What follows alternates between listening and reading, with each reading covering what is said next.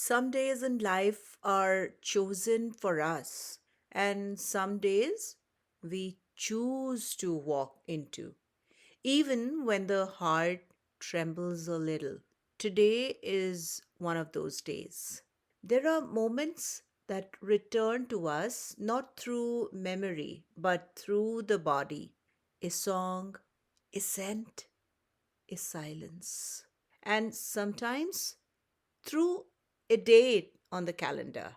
2 years ago, on this very day, I was dancing for my mother, celebrating her birthday, celebrating Mother's Day, celebrating a woman who never needed a special day to be honored.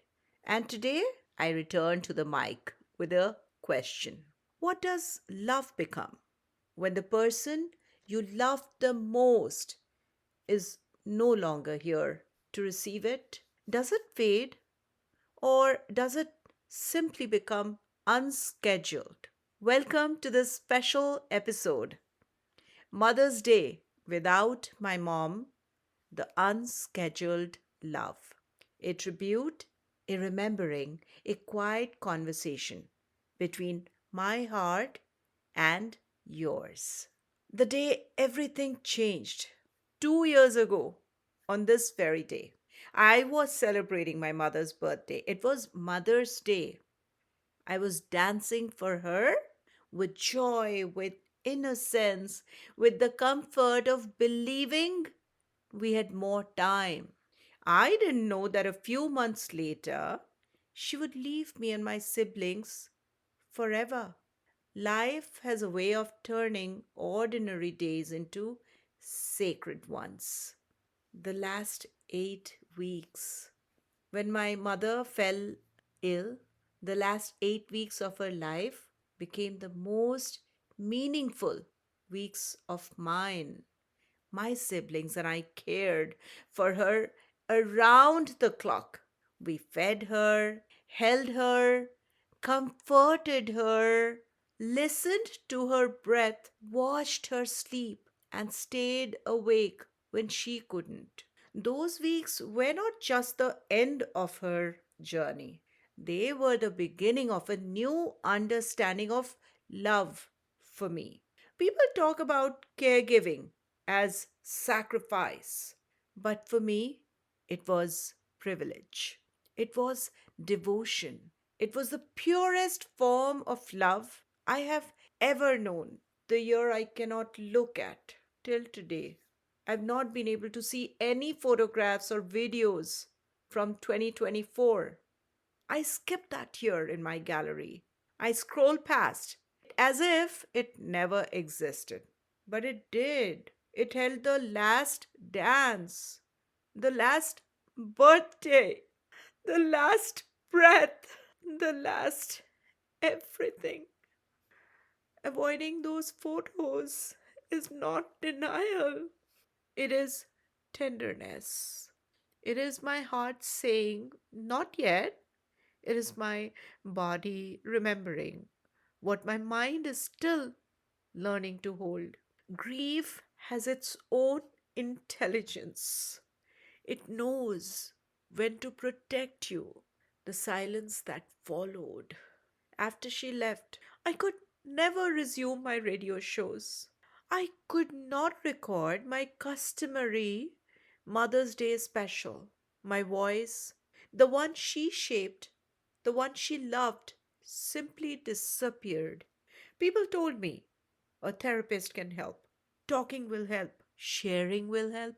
But here's the truth I learned as a yoga practitioner, as a daughter, as a human being.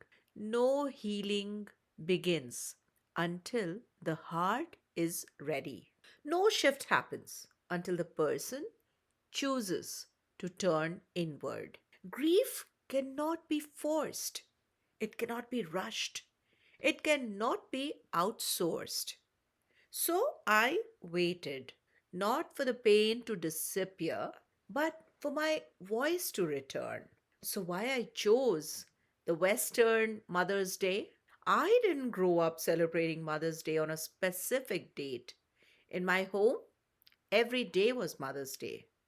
We didn't need a calendar to honor her. But when I moved to America, I entered a culture where love and grief gather around specific dates.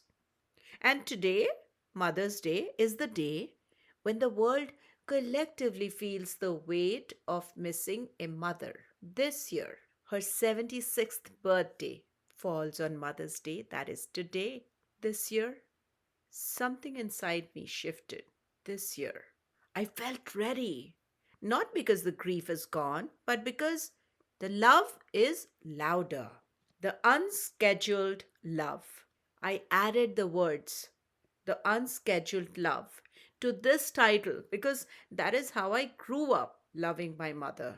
There was no one day, there was no ritual, there was no performance. There was just love, daily, natural, uncomplicated. And when she left, the love didn't stop. It simply became unscheduled in a different way. It shows up when I hear a song she loved, when I cook something she taught me, when I see a mother and daughter laughing in a grocery store, when I catch myself saying something in her tone. Grief is not the opposite of love, it is the echo of love.